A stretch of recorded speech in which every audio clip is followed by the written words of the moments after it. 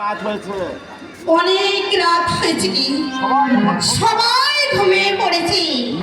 নিঝুম নিস্তব্ধ রাত, কেউ কোথাও জেগে নাই। এই সুযোগে আমি এই কাঞ্চনকে হত্যা করবই। Light off. তার আগে কাঞ্চনকে আমার পক্ষে ডাকবো। কাঞ্চন, কাঞ্চন, কাঞ্চন। কাঞ্চন।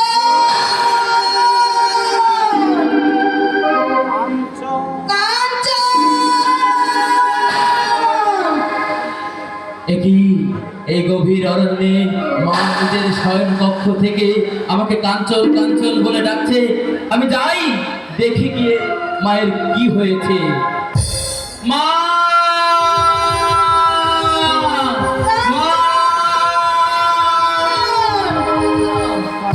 বাবু তোমার কি হয়েছে?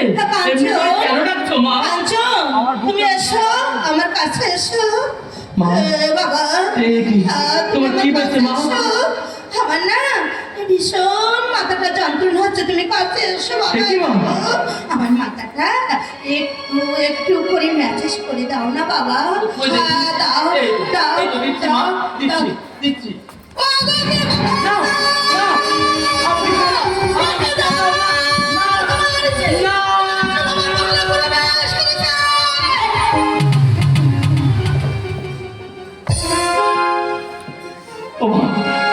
তুমি কি করছো মা?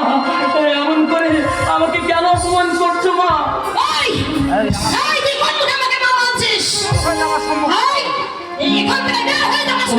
তুমি যে কাঞ্চন কাঞ্চন বলে আমাকে ডাকলে আমি আমি পাগলের মতো ছুটে এসেছি।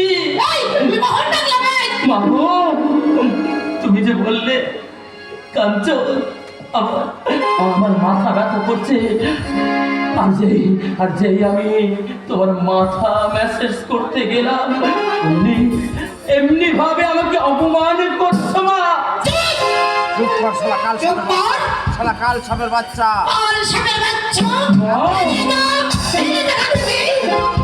মা গো, এমন খুব কথা বলো না মা।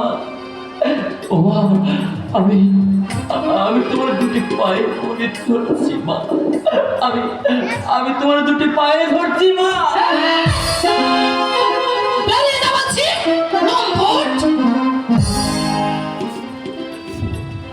মাগো, একই কথা আমি শুনি তোমার মুখে। আমি শিশুকালে আমার মাকে কখনো চোখে দেখি।